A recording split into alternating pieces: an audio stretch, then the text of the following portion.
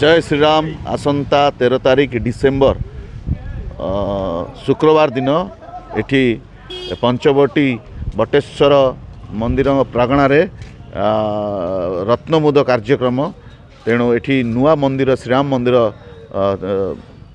तैयारी होउची। समस्त को अनुरोध से दिन आसी प्रभुंकर दरबार रे नियोजित रहिबे एवं प्रभुंकर प्रसाद पाइबे एवं मुक्त हस्तरे आपण प्रभुंक पई दान करिवे। बिरी मुग कोलथ विभिन्न प्रकार शस्य धातु टंका जहा आपण दान करिवा कथा बटेश्वर मंदिर को आसी एवं कमिटी सहित कथबार्ता हुई दान करि परिबे। एटी पंचवटी बाजार